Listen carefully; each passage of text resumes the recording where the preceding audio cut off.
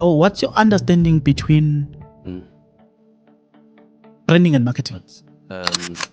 So, like I always say, a brand is a promise. It's Yes. something that people can rely on you for. That is your brand. Right? Like Glen tea. One tea bag, you can fill up a big pot. You understand? Of tea. And then you spread the message like that. And that becomes marketing. Marketing is you telling people about the brand and introducing them to the brand. Branding is when people get introduced to the brand and it delivers on the promise. Wait. So yeah, that was the most important thing, to have influence amongst the influential people. Because then I knew that when I say something, right, it might not echo, but it makes it through the corridors more than anything else. So whether or not I was famous, I had skin in the game. So whether or not you knew me, the people that know what's going on know me. And when they see me speaking, they know who it is. And they can make things happen. How did you survive all of this strong allegation and the other controversies? The fact that at some point it was said that you were fighting with Metro Corps and yeah, you came out of all of these things. You still remain the Nota that people can trust. There are allegations some people will never make it back. A moment they are accused of 1, 2, or 3, they never make it back. How did you survive all of those things? Because I'm righteous.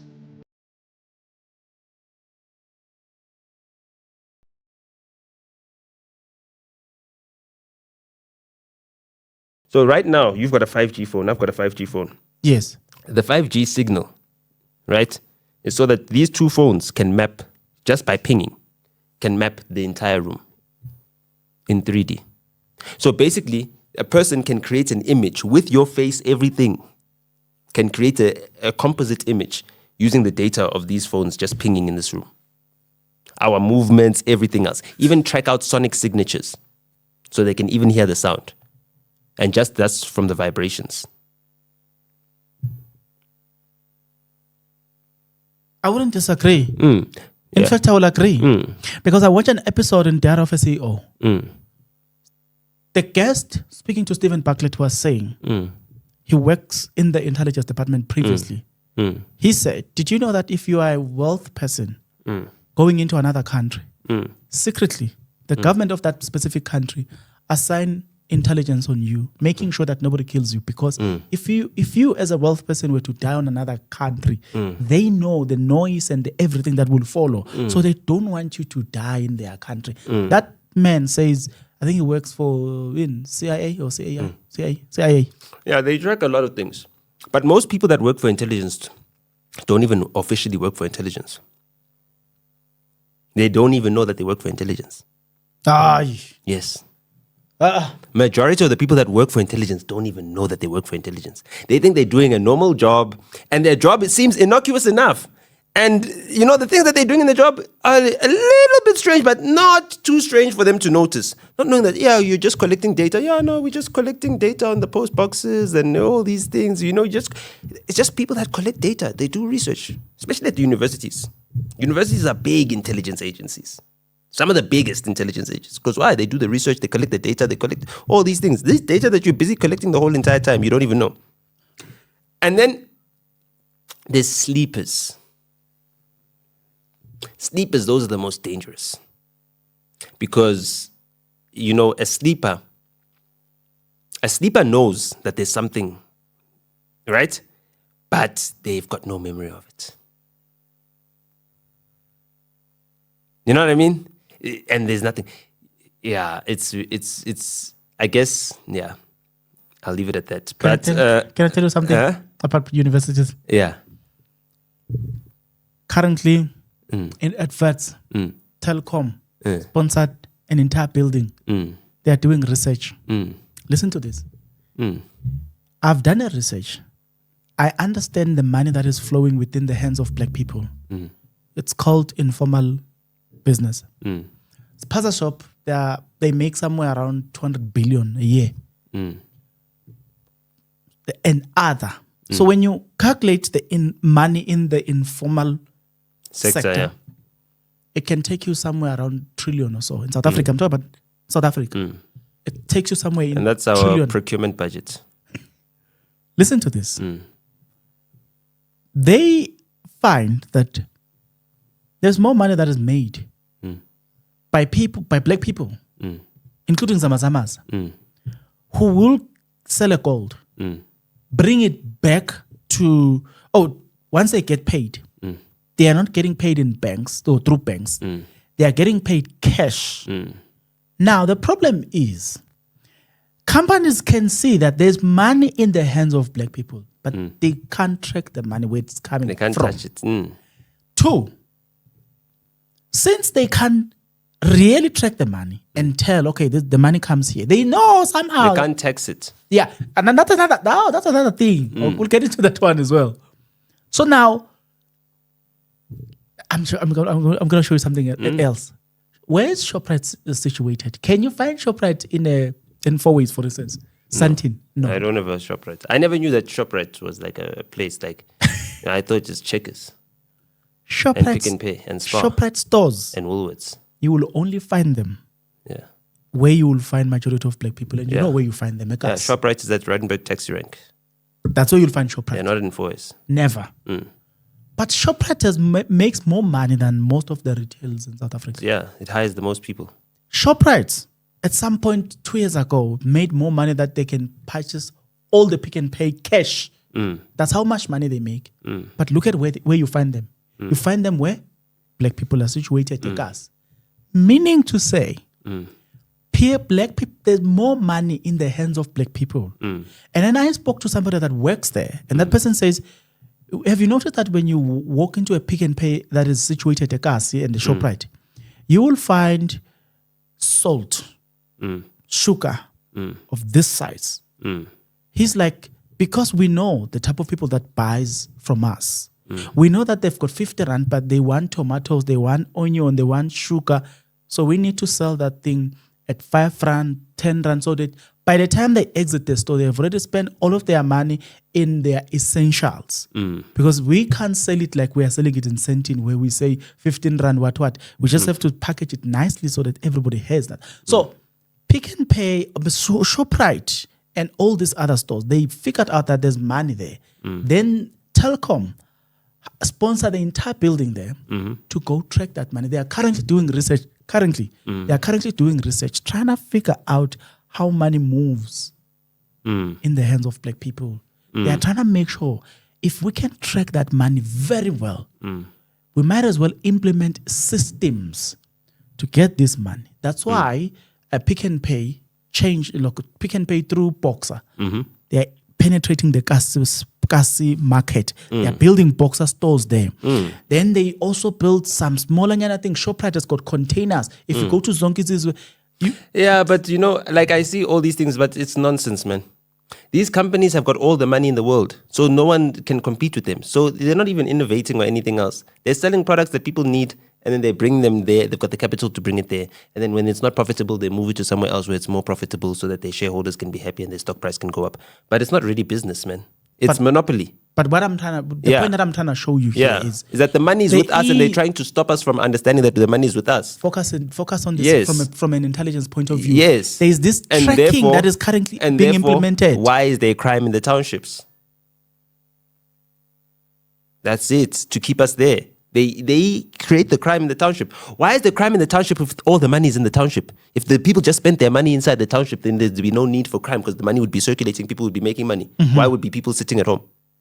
Because people would need to work where? Outside of their township. Why? Because there's too much crime in the township, so the businesses can't be in the township. Exactly. And that's how they keep that money circulating. They make sure that we cannot stay in the township. Why? Because they've got other places where they can catch us when we leave the township, which is where? The prisons. In the prisons, they've got us. They've got us for years. They get us addicted on drugs, and then they can siphon all the money from our families. Once I get you in prison, you're addicted to drugs. You're going to be calling your cousins, your whatever, to send money to prison. And I know that your entire family is now supporting your drug habit in prison, and you're not going anywhere. You're going to be on those drugs the whole entire time until you finish your sentence. Okay, but I wanted us to go back to the issue of intelligence being tracked.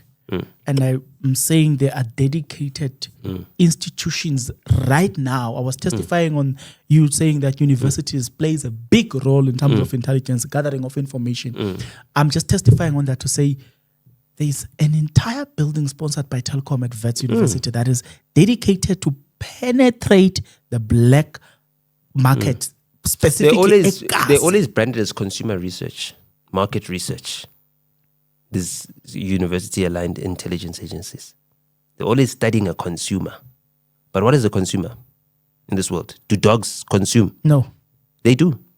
But they're not that much of, they don't have much of interest in dogs. No, but they don't have credit cards.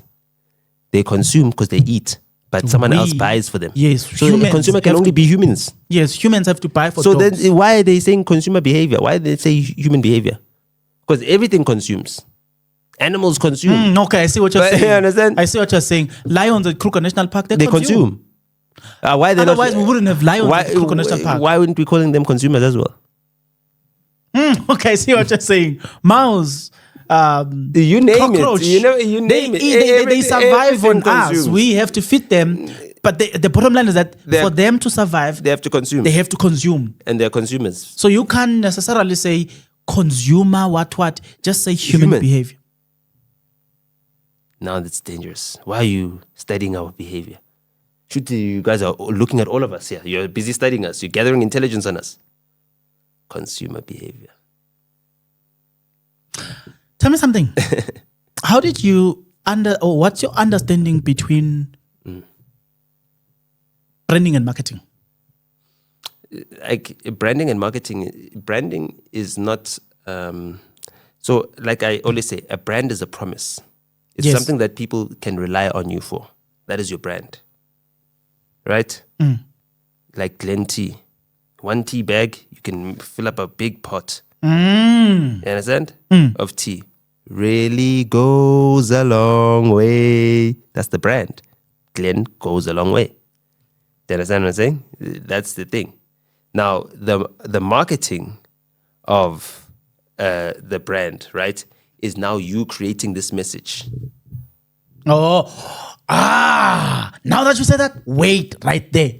How do you create a story that can sell your brand? Right there. Please explain. Continue. I just want to understand that part. Because brands will have a story that... You need to make it meaningful. You need to make the brand meaningful to someone.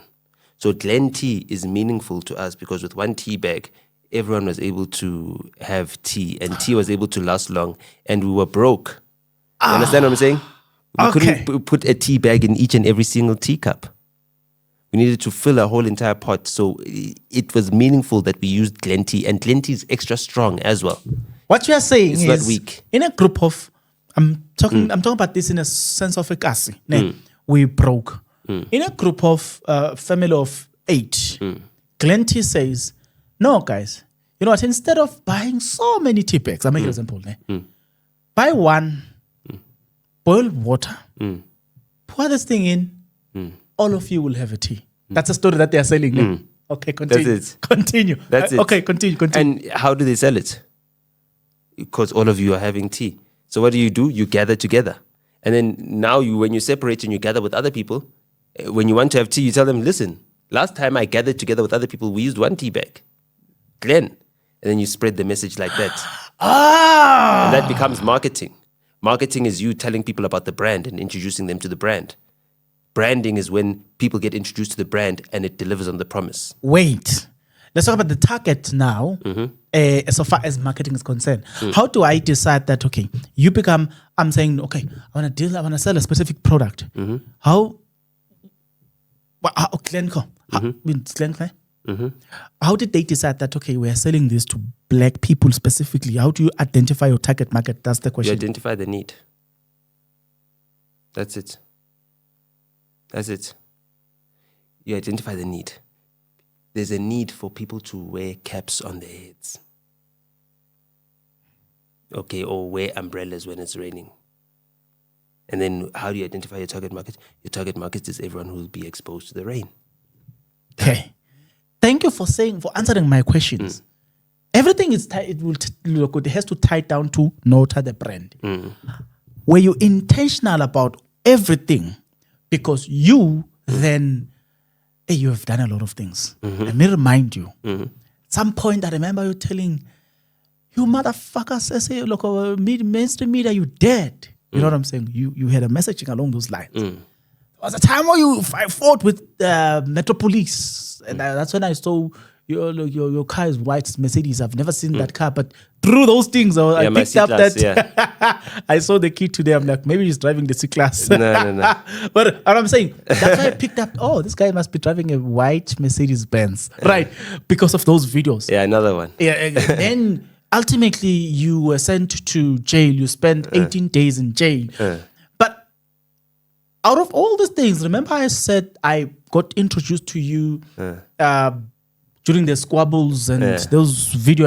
That's the first video I saw you. From there, you went into different podcasts and then you landed on TJ's Hustler's Corner. But you've been doing all these sorts of things. You went to Atamafukate's podcast. I watched that podcast as well. You understand that? I was trying to figure out Nota.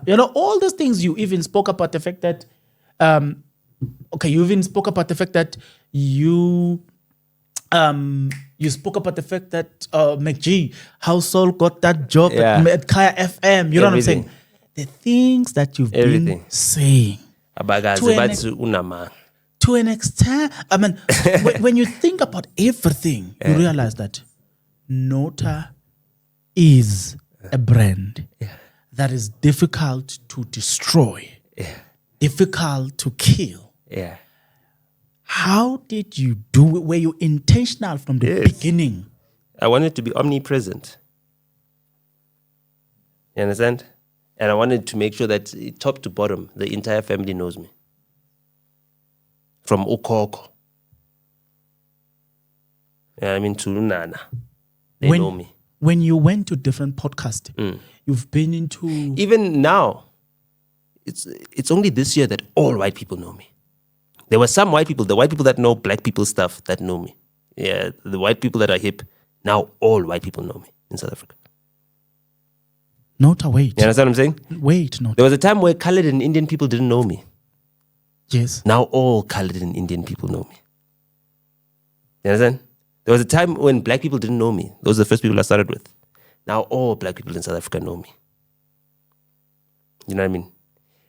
When all black people in South Africa know you, a lot of black people all over the African continent know you because a lot of the African continent is in South Africa. So Nigerians know me. Congolese know me. Kenyans know me. You know what I mean? Wait. I'm known in more African countries than I've been to. Wait, we'll come back to that one. So, were you intentional about traveling to almost all podcasts? And I'll tell you why.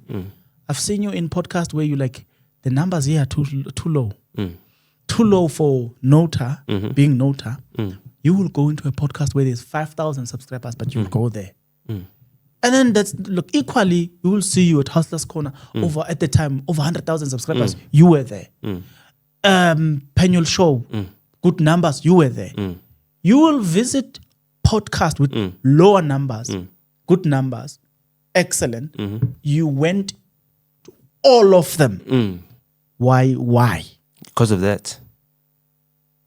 That's the thing. Is that you know that I went to all of them. That's part of my brand. Do you understand what I'm saying?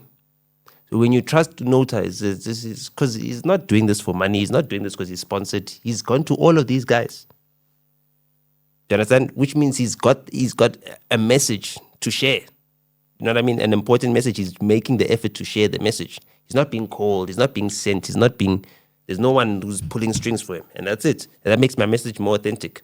Another thing is that I bring value to those platforms, especially the smaller ones, because they get credibility. Even if they don't get views, they get credibility. You've had Nota, at least that's someone that we've known and we've seen. There's people who now watch them differently because they had me on. There are people who would have never been a guest on that platform, but because they've had me on now, someone wants to become a guest, whether they like me or don't. You know what I mean? So that's it. Wait, so you are saying if I want some guests now, I can simply say, guys, I had Nota on my platform. Can you join me? Yeah. There's lots of people that have done that have seen, Nota was on this platform. Oh, who's this guy? Then they watch more videos of you. I'd like to be on this platform, actually. Did you spend any money in rebranding? I will say rebranding because at that time before the breakup, I don't think you were this Nota that we got to know now. I think you were more focused on behind the scenes, doing whatever you were doing, even if you were known. I spend money on myself. I don't spend money on things to make me famous or whatever. promotions, or I don't know. I don't need to do that. I don't even have a verified Twitter account anymore because I was like, you know what? People are going to say I'm tweeting for money. Oh, okay. Yeah. So I don't need to. Your choice of words on Twitter, you chose what authority? Moral authority. Why? My Wi-Fi is the moral fiber. At home, my Wi-Fi is the moral fiber. Let's explain that. It's self-explanatory. You better be watching what you're doing on the moral fiber. You see when you connect to my Wi-Fi? Yes. And you see it's the moral fiber. What are you going to do on that Wi-Fi? I don't know. You're going to behave yourself. Are you not? Yeah. Exactly. It's part of branding. The moral authority. I am the one who's got the authority of the morals. And I've been calling out all the nonsense that we see from start to finish. That's where I was going. You understand what I'm saying? Yeah. And I'm saying that I'm the one who's in charge. If I say, no, this is wrong, it's wrong. You understand? And I don't care who to ban on PSI. I'm so consistent that you will get tired before I'm done. Tell me something.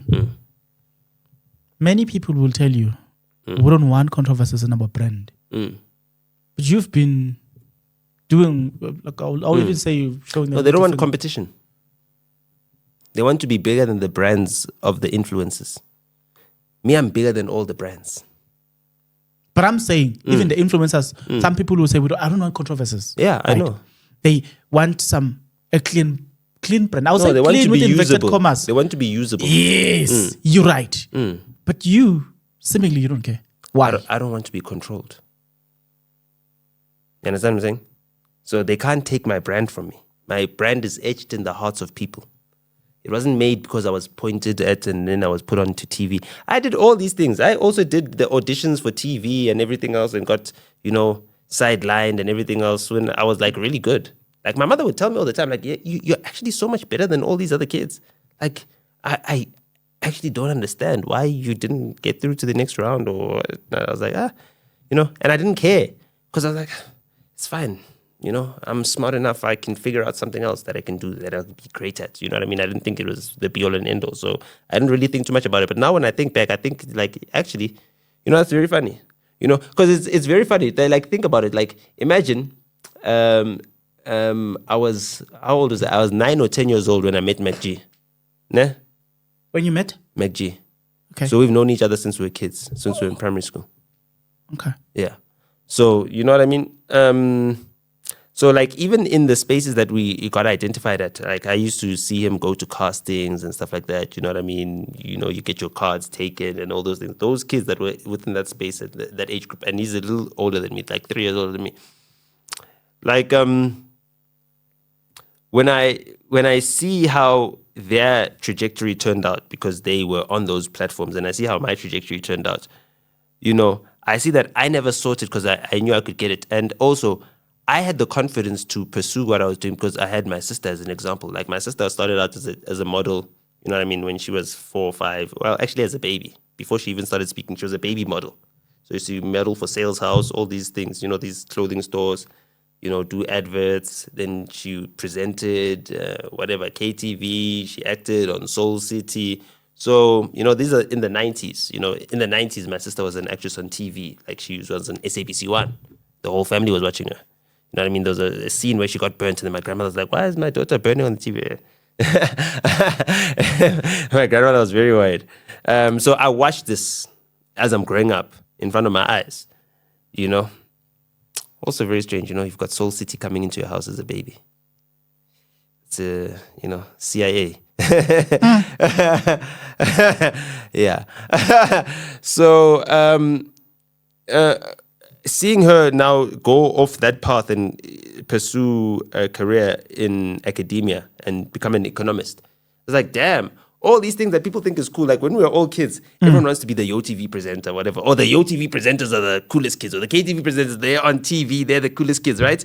And my sister went from being the coolest kid, being on TV, going to NSA, being with all these other famous kids, and then saying, screw that, I don't want to be famous, I'm going to pursue a career in academia. And still being cool, and still being like, oh, she's still a G. I was like, actually, yeah, I can still be a G. So that helped me in the way in which I came up in my career, because I didn't feel like I needed to be the on-screen star. So what that did is that made me help myself get into other positions where I am now the one who decides who becomes the on-screen star. Or I'm the one who's actually choosing the on-screen stars, or making sure that this on-screen star becomes the biggest on-screen star. Do you understand? And therefore, I became of service to the industry more than anything else. So whether or not I was famous, I had skin in the game. So whether or not you knew me, the people that know what's going on know me. And when they see me speaking, they know who it is. And they can make things happen. You can't make things happen. You buy a product at the retail store. You understand? You're not involved in any of the other production process. You know what I mean? So yeah, that was the most important thing, to have influence amongst the influential people. Because then I knew that when I say something, right, it might not echo, but it makes it through the corridors. Okay. Do you hear what I mean? Yeah. It's not bouncing off the walls, but it makes it through the corridors. Who walks through the corridors? They walk through one corridor to another corridor, and they pass that message. There's a statement that was said by, I stuck to my mind even today. This guy, Engineer Life Lungelo. He said something very interesting this other time. He said he was called into a campaign, and he had smolanyana people following him, probably 30,000 or so. And then he was with he was in the same what? Is it campaign, yeah? There was a guy or a person with 200 and something followers. But they were 200 and something or 200 and something thousand? 200 and something followers. K. Oh, yeah, 1,000, yeah. He said that they were paid equally. And then he said, because he influences the right people. He may have small numbers, but he influences the right people. The decision makers. This one have a lot of people. But unfortunately, they're not the right people in terms of decision making. You understand? So what you are saying, it sounds exactly like what I heard from Lungelo. You speak to the right people.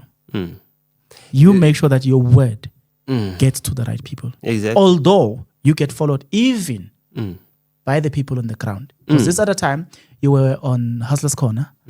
As you were recording in a restaurant. Whilst you were recording, then there was somebody that shouted your name. That person was walking.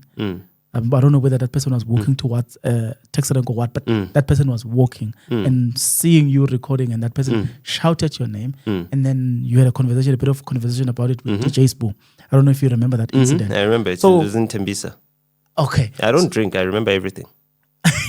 So me personally, I've been looking at things like that. Oh, I gather intelligence. So I've been looking at things. Those things. I've been looking at them like, why is this guy's brand so strong that despite all these little bit of controversies, but people still follow him anyway. People are still interested in what the controversies are where? Online, on social media. And I keep saying this all the time. In the streets, when I walk out, I don't meet anyone that doesn't like me. The security guard, understand?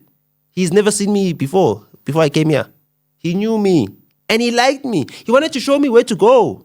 And I said, Nyagubongani. So obviously I know where I'm going because I'm even saying your name like I'm comfortable.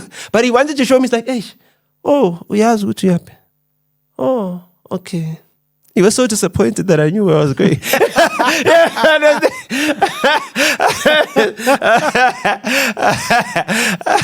You know, I'm sorry. But okay. I don't know, you know which security guard it is. He was disappointed. I was like, you know, and that's the thing, is like, you know, I find this a lot when I'm with women. Okay. Especially with the women. Like, let's say when I'm with a woman, like sometimes I'll be having a meeting or whatever, you know what I mean? And there's a meeting with women.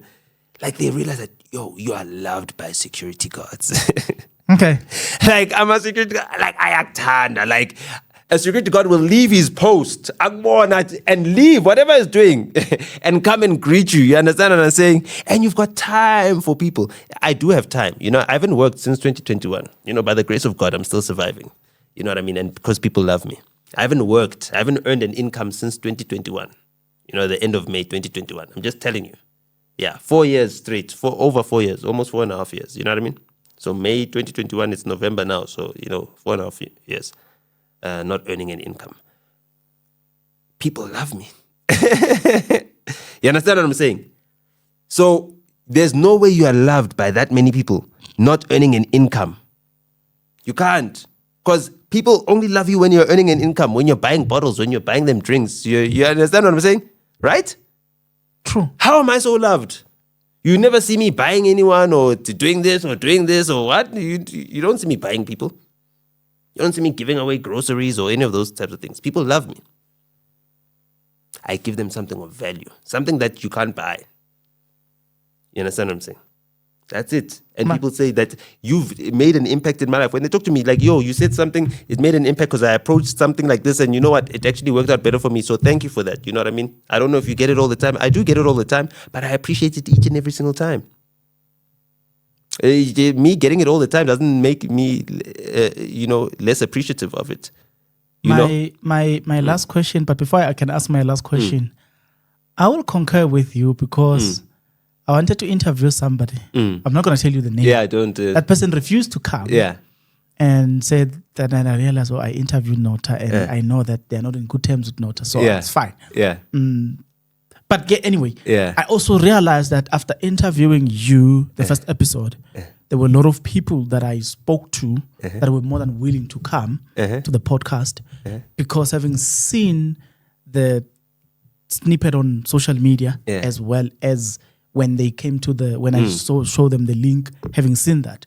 So they were then more relaxed and more willing to come. With that being said, nobody gets to survive because nobody gets to survive what you survived, including rape, obviously. Rape allegations, yes. I'm trying to understand. Going to prison. Exactly. All of those things.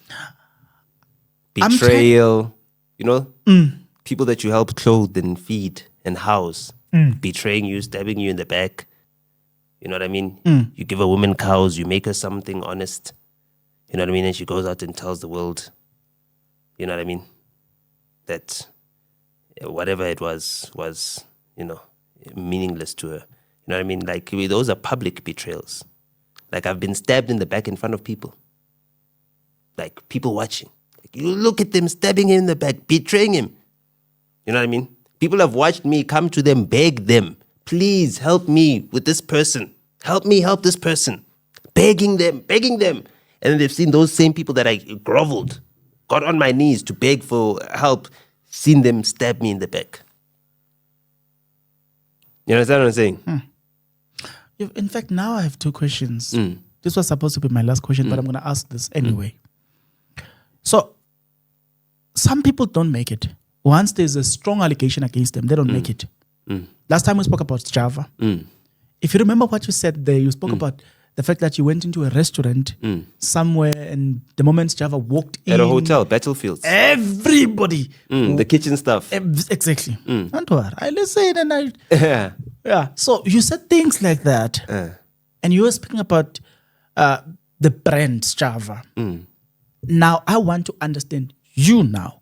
Why did you survive? How did you survive all of this strong allegation and the other controversies? The fact that at some point it was said that you were fighting with Metro Corps and you came out of all of these things. You still remain the Nota that people can trust. The Nota that I post something and people say, when I saw something written Nota, I rushed to watch. Didn't even care what is the title. I just wanted to watch.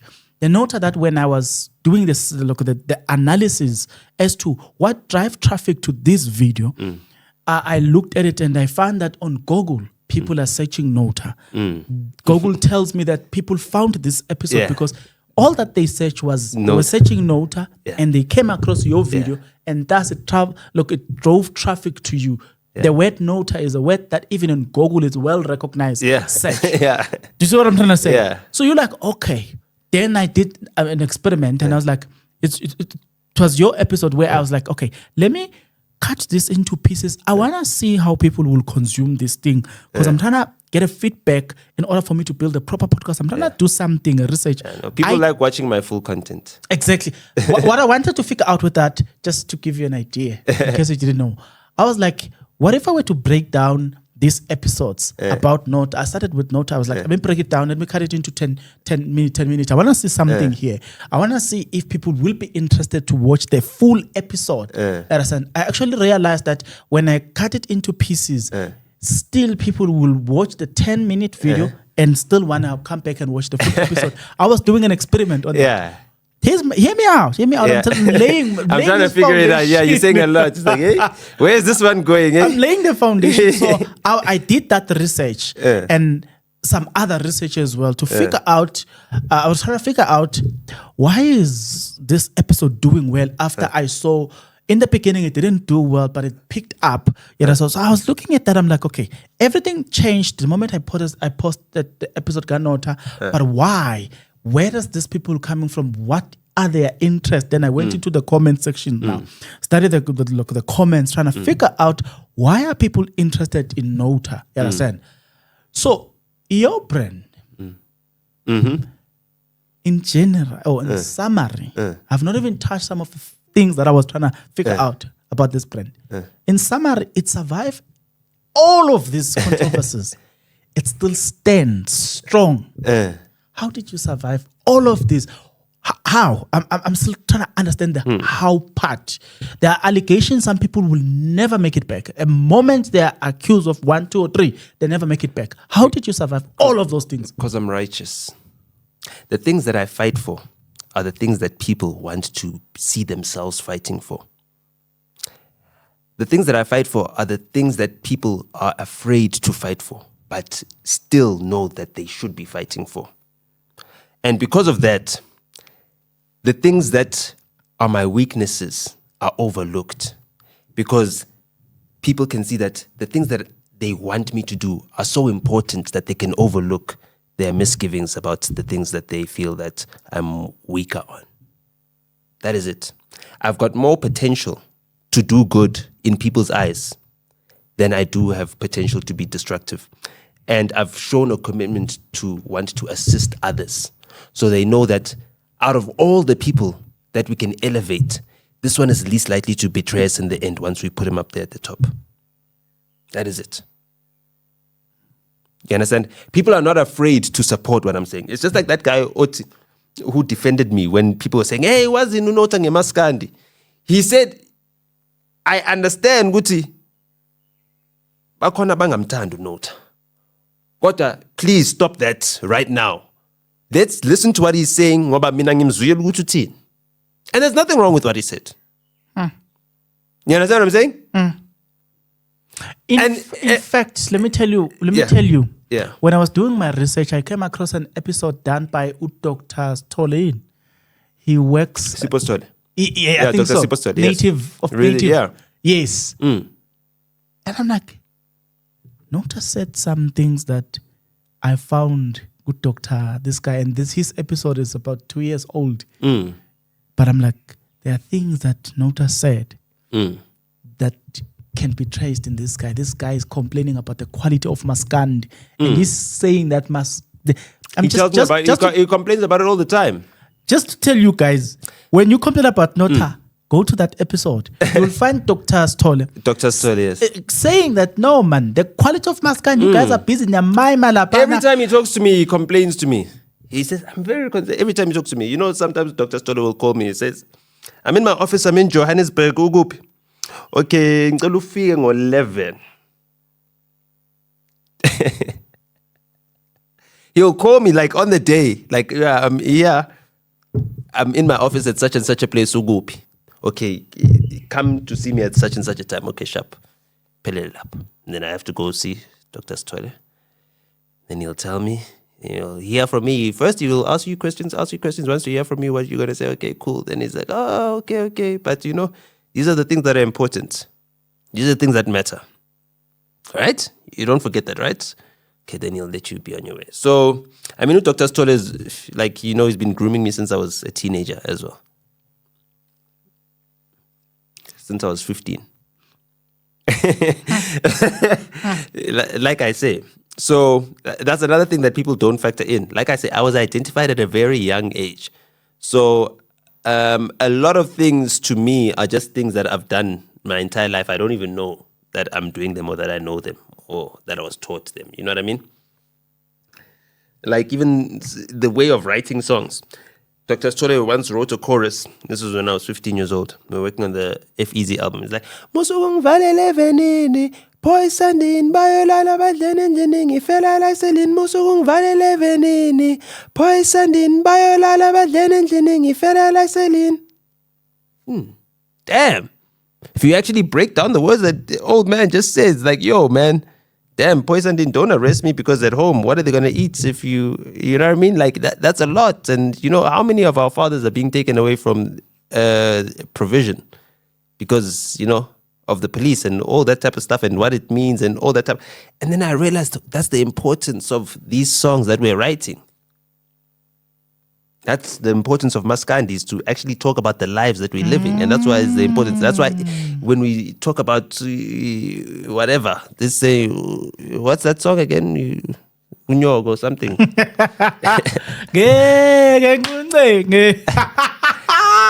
I understand. It's got its own meaning. Yeah. But out of all the songs that we can sing about, our country is going through too much to be singing about that. You understand what I'm saying? Yeah. The songs about love, I understand them because those we need to make children.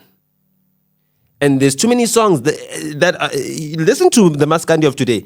Do you hear those people getting married? Now think about how many people are listening to them. Now think the guys that listen to the Maskandi the whole time, this is what they're thinking themselves. This is the music that they play, they listen to.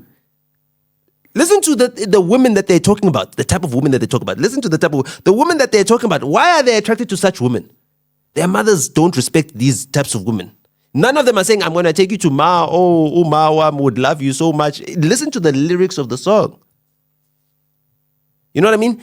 So Maskandi has always been a nice way to actually listen to what is the manosphere saying? You know, they say that on podcasts there's red pills and what the men are saying. You know what I mean? Maskandi was a nice way to listen. What is the working man saying? Because that was the working man's diary. It's his Maskandi song. Right? Because he's composing this in the hostels.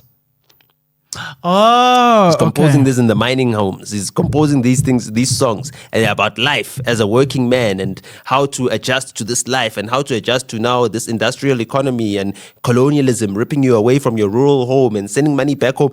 All of these things those are the things that we're supposed to sing about. Right? Khuzane uthi in one of his songs uthi umuntu wesifazane noma nengane uyalotsholwa uyashadwa enjalo. You understand what I'm saying? Yeah. So now all of a sudden the Zulu king wants to lobola a woman who's got other kids with other people. You understand what I'm saying? Yes. Ngobu Khuzane said it in a song. So now, now there are some feminist women there. You know what I mean? That are there, you know, now they're discussing it on Ukhozi FM because they heard it on Ikakasi FM and then they saw that it did well on social media. So now Ukhozi is now taking this topic from Ikakasi's late night show. They're putting it on, you know, the drive time show. Now they're discussing, good to know, a woman that's got children, should you lobola her? Because in Limpopo, in the Tsonga culture, they do that. You know what I mean? Because they say, no, it's proof of fertility. Okay. So now it becomes a debate on Ukhozi FM. And Ukhozi FM was designed to program black minds that speak Zulu. That's what that media was for. It's designed to program. So you're putting these messages on these things that program people's minds. How are people supposed to see their family values now? You know what I mean? And all of these things are about taking away consequences of women's bad actions. And so the women are the ones that are losing direction.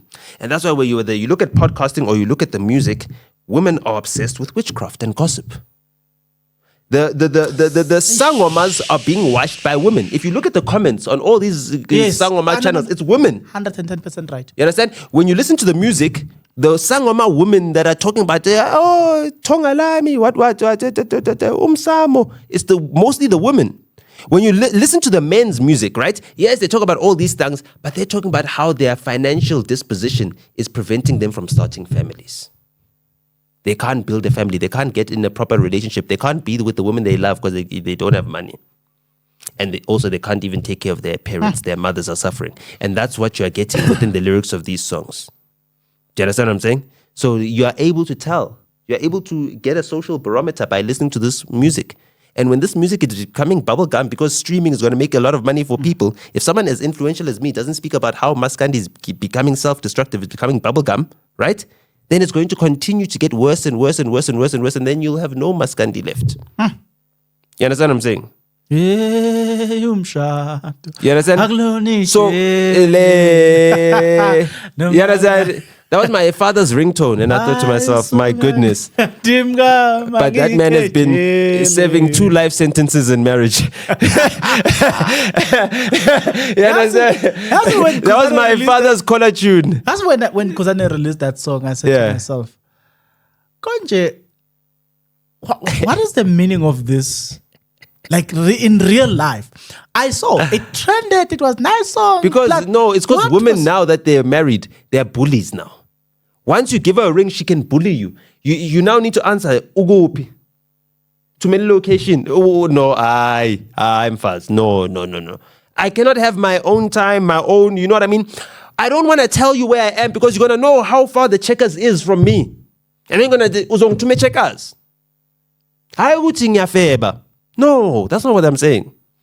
You know what I mean? I know that if you know that I'm by China Mall, to me China Mall. So I'm not going to say, no, say Crown Mines. I'm not going to say that because I know that, to me China Mall. Now I need to walk up and down. I'm a SAP Ati. There was a song, din din din din din. If you know the song, you know the song. The song was speaking about the fact that he was speaking about a person who's in an abusive relationship. The song was about that. So now that I'm thinking about the there's all programming. Yeah. During 1991 to 1993 or 1994, what was happening? ANC, IFP, war. And then what do you hear on the radio? Uzombulala kanjani ngisabi igazi lomuntu. Uzombulala kanjani ngisabi igazi lomuntu. And it's a back and forth between men and women. So when your husband is now talking about unyusi inkabi, azikupuke inkabi, and then you say hi baba, hi ka. Why? Sabi igazi lomuntu. But we don't have songs like that anymore. There was a song. Hold on, we don't have songs like that anymore. There was a song by Mtanden featuring Ulwa that trended. 2018. Girl, you remember that song? People like that song, man. It's not the latest one. At some point, Mtandeni, what was the song? Okay, it's fine. Forget about the song. We'll get the song. I'm just thinking about the latest songs in Maskandi that got, that made it on the top charts. And when you're looking at that, you're like, I wonder here what was the message. Now, you're just reminding me of Dr. Stoleway. Hey, that guy is complaining. Why am I calling him that guy? That man is old. That man is old. No, he's not that old, but yeah, Ubaba. But that man, yes, Ubaba. Me, yeah, he's a doctor. A proper father. He teaches Zulu at Howard University in Washington, D.C. now. That guy is old. You know what? I was listening to his age, ne? I'm looking at the man. I'm like, you wouldn't tell that this man is old. Yeah, I mean, he was head of the AFCON local organizing committee when AFCON was in South Africa not too long ago. You know what I mean? He was the managing director of Gallo Music. Okay. You understand? When Aboma, Lucky Dube and all of them were still there, he signed Squatter Camp. You know what I mean? Like all those types of things. He's worked with, you name it. I heard him saying that. He signed them. He says. Yeah. Just to show you that when what Nota was saying, I saw it somewhere else again. That guy was saying, if you sign with Native Rhythm, we don't just want to talk to you. We want to know where you come from. So that when you write, we understand where you come from. And when you write, you don't just write. We are documenting history here. You don't just sing something that we don't understand. We want to understand what you are singing about. So it has direction. You don't just sing and sing just because of what I'm saying? Now think about this as an artist, ne? That's your record label boss. You need to impress him. Anytime you're in the studio, man sebenza, you need to know that this man needs to listen to this stuff and he needs to approve it. And that's how that man thinks. Now imagine an artist that's working under me. They need to know that whatever we're working on in the studio, this man needs to like it. This man doesn't like just anything. He's a very difficult man. You can tell that man, you don't just play around this man. This man, you can't bring anything and he just accept. I was listening to that episode. I was like, yeah, this man. You need like when the artist he signed. When you listen to their music, you realize, I will find it difficult to please this guy. This man, he's very selective. Now that man trained us, and was very strict, very strict. I come from that man's school. That's the man who taught me how to produce music. You understand what I'm saying? Now I understand. Now I understand. I've never sat with that man down. Yeah. But listening to what I listened, I realized. From high school. From high school. You understand? When I was in high school, the person who was the reason behind Thandiswa Mazwai, who I looked up to. Exactly. The reason behind Simpiwe Dana. The reason behind Kamakwini. The reason you name it. You understand? All of these things. When I heard him talking about those names. The soil. Exactly. You understand? When he said about Zulu boy. Exactly. You understand? All of these Zagwe. Yes. You understand? And when he mentioned all those people, I was like, what I did, I was like, wait, let me think about how they sing, the type of music they are releasing. Abo Zulu boy used to talk about real problems, addressing real issues in hip hop.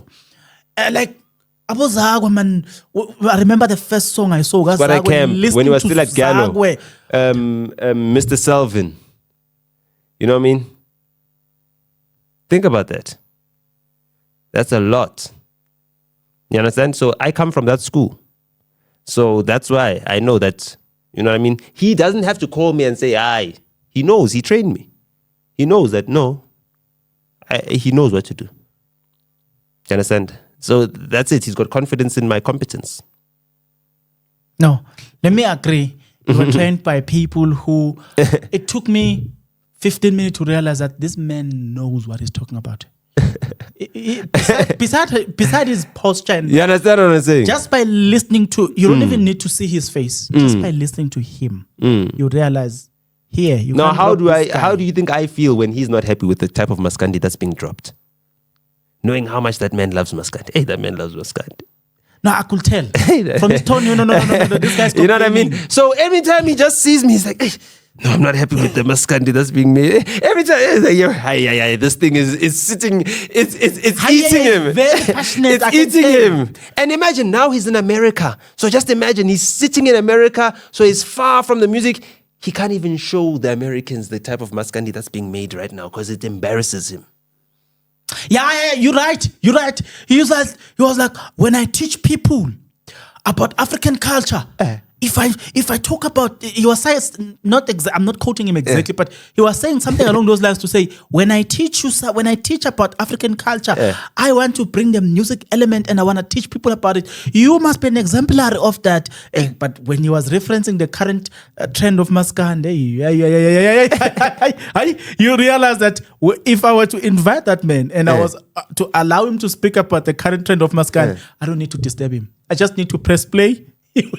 Now imagine if the Maskandi was quality and you have that man traveling the world to all the universities to share knowledge about it, to teach students, and now they're studying it, and now it becomes a global culture that's celebrated all over the world. What would happen to the cultural community in KZN? All those festivals. What will happen? If you times the amount of money that they've got access to by 100, all those festivals everywhere, where you go to Ulundi, everywhere, you know what I mean? You name it. You know, all the way, it would be proper. The only time you've actually got proper music is Uku. And that's the jazz festival. You know what I mean? That's because Peter Maritzburg and Howard College and what's this? all these universities have got music schools and they train musicians there. Okay. You know what I mean? So they get to teach people real jazz. music. Yeah. So those people study there. The UKZN music students, and that's a very good music school. But other than that, which UKZN music student is going to play Maskandi? None of them. So all the best musicians are going into jazz. That's why the quality of the jazz music is so good. That's why we've got the Ndutuzos. Right? And it is celebrated worldwide. Why are the Maskandi artists not being celebrated worldwide? When we never hear Ntutuzo Makatini's music playing on Ukos. Okay, let me ask this last question. We'll explore this. If ever there's one aspect in your life that I appreciate is the knowledge about music, especially the business side. Hence, even when I'm talking about branding, I'm looking at it from that, I'm coming from that perspective. So there's that aspect about you that I'm fully appreciate. So tell me something. One day I will get a chance to speak to your mentor, Dr. Stoll. Yeah. One day I'll get a chance to speak to him. Yeah. I will bring him. You must tell him you must ask him, how was he when he was a child? People never ask my teachers how I was when I was a child. They need to start doing such things. Like, you used to teach this guy. Well, how was he? I will bring Dr. Stoll. One day, I'll bring Dr. Stoll. No, he'll tell you. I'll make it my mission that if I don't get him prior to the end of 2025, I must get that man somewhere in 2026. I will bring Dr. Stoll. No, he'll be back soon. Yeah, school's gonna break soon. So when school's on a break, he'll be in South Africa, I'm sure. I'll bring him. I'll bring him. Yeah. So what did you want to ask finally? Yes, I wanted to ask, you said you haven't worked. As far as 2001, May 2021. Yes. How are you surviving? By the grace of God, like I always say. Not long ago, you had issues. You needed to pay lawyers. Everything happened.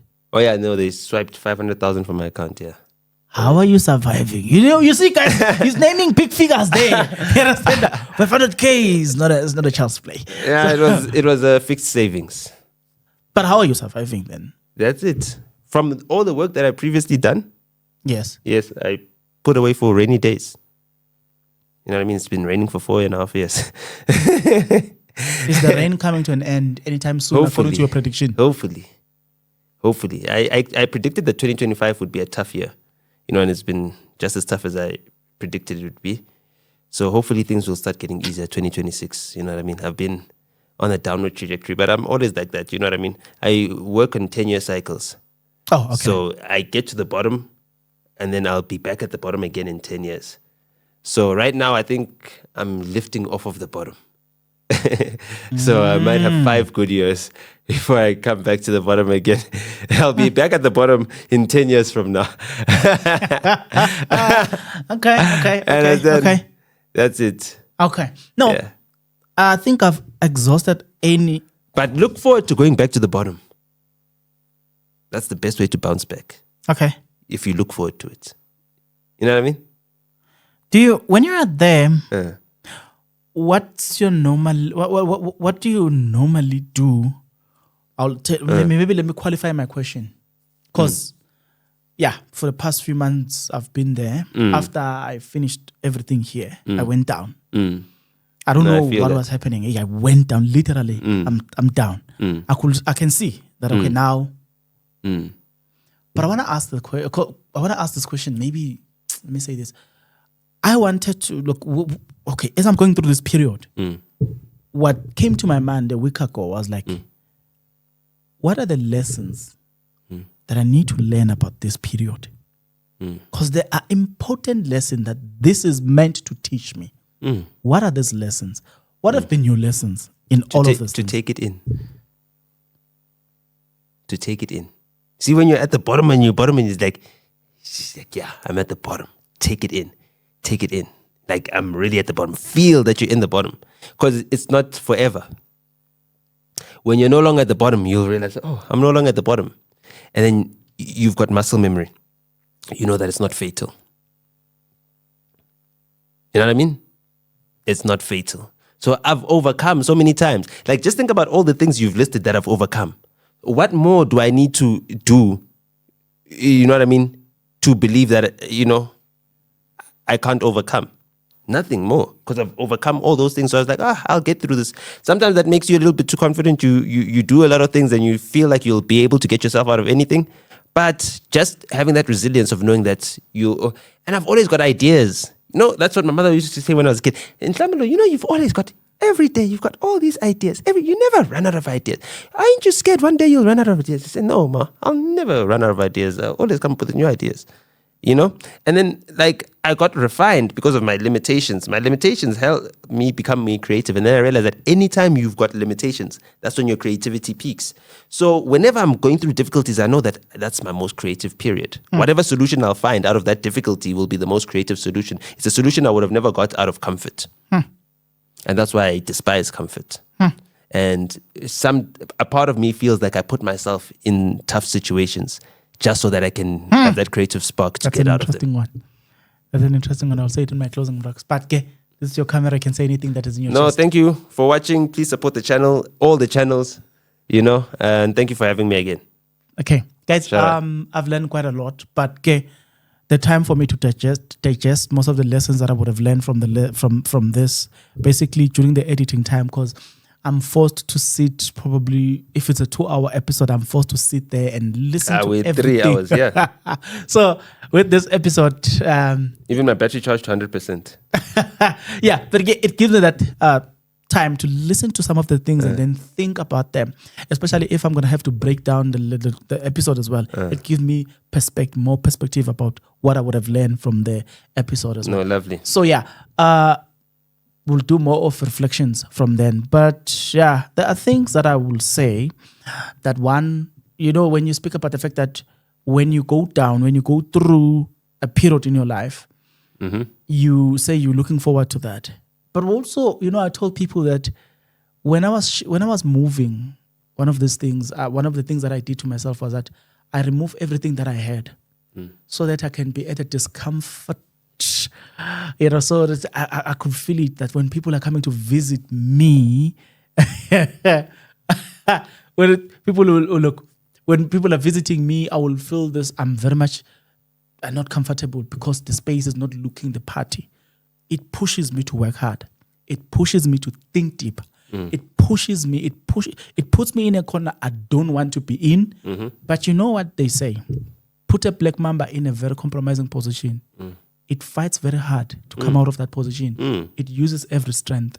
So when you put yourself in a position that is uncomfortable, it forces the brain to always think about ways out. And you're right.